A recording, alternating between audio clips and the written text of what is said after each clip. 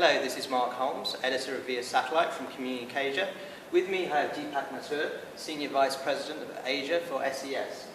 Deepak, there's been a lot of talk at Casbar yesterday in CommunicAsia about the Indian DTH market, the growth there. For an operator like SES, how are the demands for the capacity in that market now? Well, I have to be honest, India has surprised us all.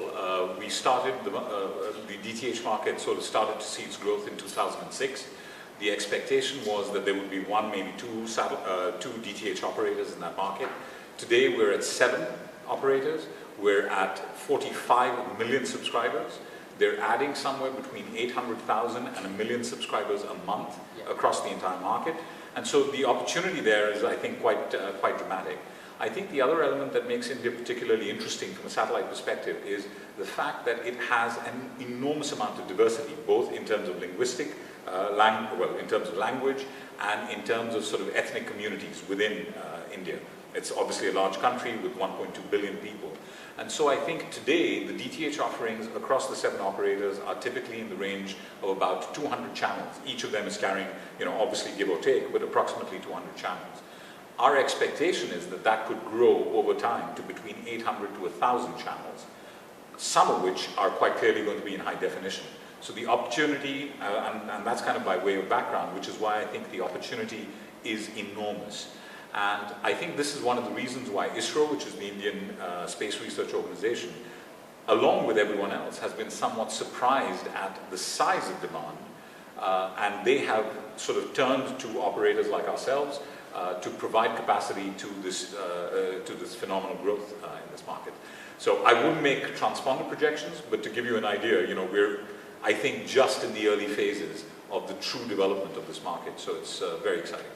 You mentioned there 800, 1,000 channels. What does that mean in terms of actual capacity? And will SES and other operators have enough capacity to fill the demand for all those extra channels? I think it's a great question. You're exactly right. I think there are a couple of things that are happening. One is obviously compression technology is making the delivery of channels more cost-effective per channel delivered. And 1,000 channels arguably requires, now I'm talking about SD, so HD is a completely different ball game, I think, in some respects, but it would require something to the order of 40 transponders at an orbital location. SES, and I can't speak for other satellite operators, but SES is certainly making the investments at our 2 key orbital locations, at 95 East and at 108.2, to develop something to the order of that 40 transponder capability. At 95 we host Dish TV, which is Asia's largest DTH operator, and at 108 we host Bharti Airtel.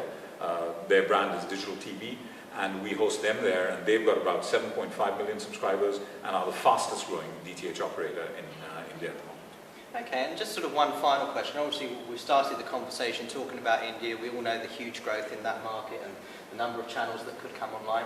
Outside of India, where do you see the growth for SES? What are the other markets in the region which perhaps maybe don't get as much press as India, but you think are maybe as equally as exciting going forward?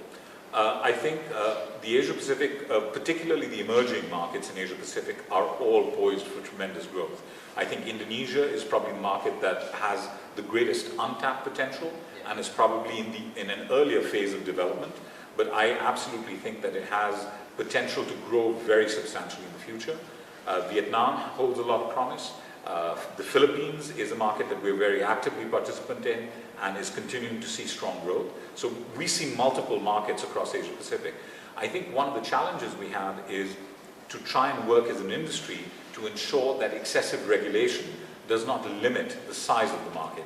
And it's not purely from the perspective of a satellite operator. I think direct-to-home satellite television genuinely delivers great value to its end subscribers in the form of education, entertainment, and knowledge, infotainment, for lack of a better way to put it. And that's incredibly powerful as we are working in emerging economies where education levels have historically been low. This has the ability to have a tremendous uplifting capability.